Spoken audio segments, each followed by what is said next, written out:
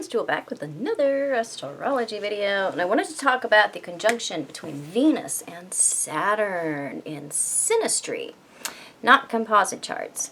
So Venus is somebody's sensuality, their sense of fun and attractiveness and what makes them feel good and a lot of what they want, what are their desires, what is their sense of sensuality.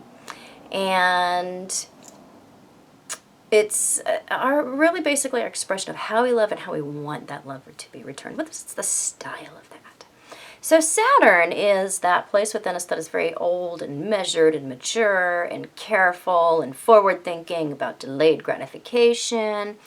And so, think of, Capricornian qualities. It's very much the Saturn part of somebody. So it's where they're very careful and not prone to fits of emotion. So when we have these two meeting in a conjunction, it is considered a very karmic link. Now, the source of that karma is something I'm not going to go deep into because that's very personal from person to person, from chart to chart, and I don't like to get into that anyway because that's something that I like to give you the tools to uncover for yourself. But nevertheless, there is karma that is attached to this particular conjunction. Most people have a sense of deja vu or of having had, something significant to do with this other person. So, and Saturn is the Lord of Karma. We know that. That's his kind of his nickname. Because in breaking out of his patterns, that's actually when we transcend our karma or have the biggest, chance of doing so. The illusions that Saturn puts on us are extremely, extremely, extremely convincing. And so, when we have these in a conjunction, the Saturn person usually feels that the Venus person instills in them a great sense of purpose. Now, whatever that purpose is going to be very individual to the person who's got this going on. But it's one where some people like this and most people don't. If you have a Capricorn Venus or Moon or have a lot of Saturn going on there, if you have, a style of Capricornian loving, this may be something that you very much appreciate. And if you are with somebody that you perceive as being, much more immature and capable or kind of flighty, this conjunction can make up for a lot of that because of the amount of stability that it can bring in to a relationship.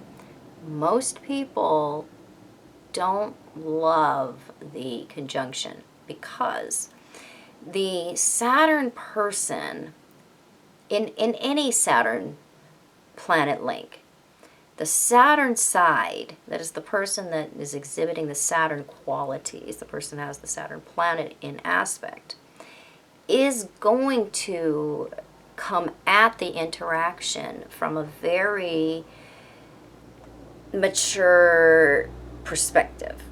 And so and depending on the force of that, see, some people's Saturn is really strong and it's highly aspected, and so it's a big part of their character and their personality, i.e. their outlook, their perceptions of the world.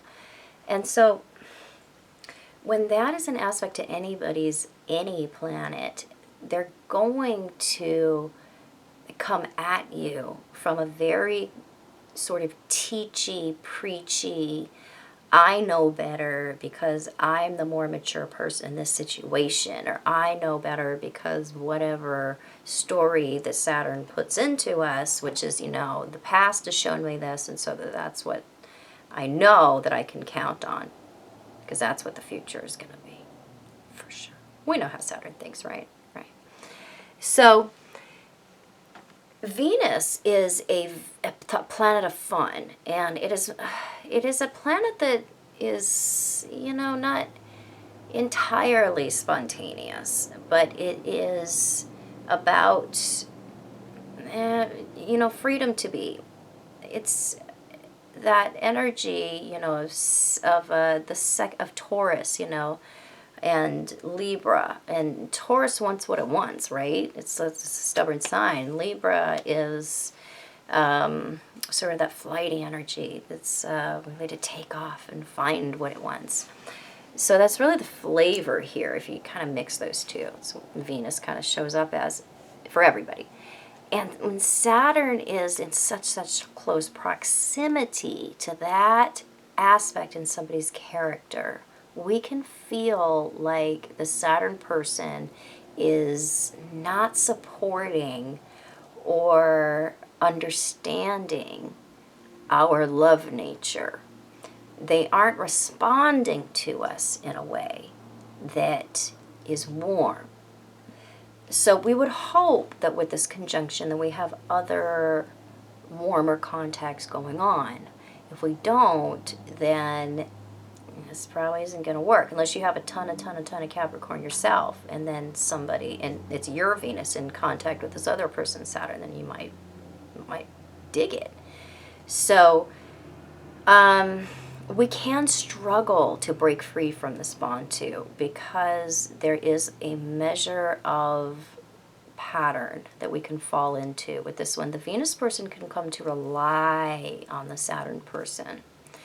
The Saturn person comes to rely on the purpose that they feel they've engendered by having a relationship with the Venus person.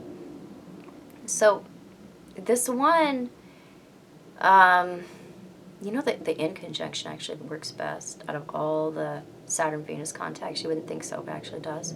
But this one is pretty heavy-handed. The goings-on, the karmic links, the amount of responsibility, or that we may owe this person our love on the Venus side, or that we may owe this person our care and sort of, taking them on as a ward on the Saturn side, it can get pretty heavy. So most people don't like this conjunction. Some people do. But in all cases, it is one where we're definitely going to notice each other. And it really depends on other links going on in the synastry, whether or not this one is going to work. So you would hope that there's going to be several points difference when you have this particular conjunction. If they're 5 or more points apart, or this could even work in a way that is workable, meaning it's less powerful. We're less apt to feel restricted by the Saturn person as the Venus person, and the Saturn person is less apt to feel that they know a lot about what the Venus person should or shouldn't be feeling, because that's another side effect that we can get into with this conjunction. If they're in the same sign and house but wide apart, that tends to work pretty good in synastry. If they're really close together, like right on top of each other, this is not great for most people. But it can work, because in itself it doesn't imply friction.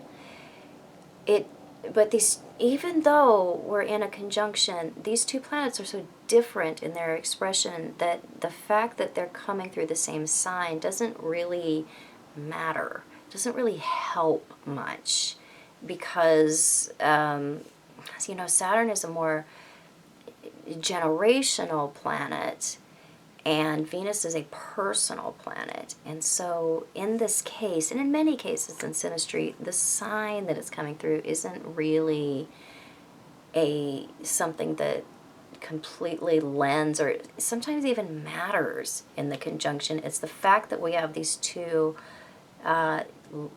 alike or disalike energies in two people. That means planets, parts of their character, aspects of themselves that are blending in a way that may be good or bad.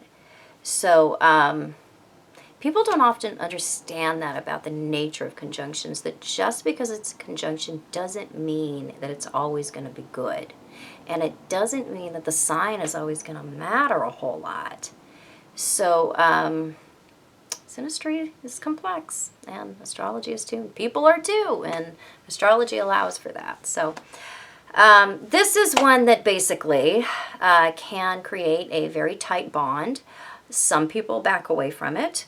It's usually the Venus person that enjoys it less, but both people can make this work.